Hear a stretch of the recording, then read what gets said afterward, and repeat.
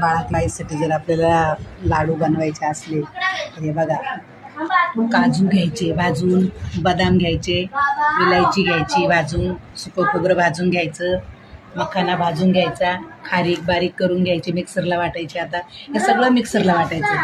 ही मेथी दाणे भाजून घ्यायचे तुपात, हलीम भाजायचं, गहू भाजायचे अर्धा किलो, सगळं अर्धा किलोचं प्रमाण आहे.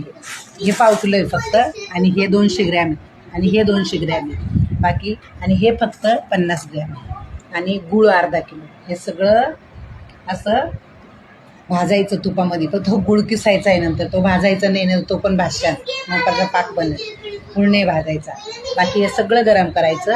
खजूर पण आपण बारीक करून ती गरम करू शकतो, आणि याचे लाडू बनवायचे. हे बघा, हे असं आहे. माझा व्हिडिओ आवडला तर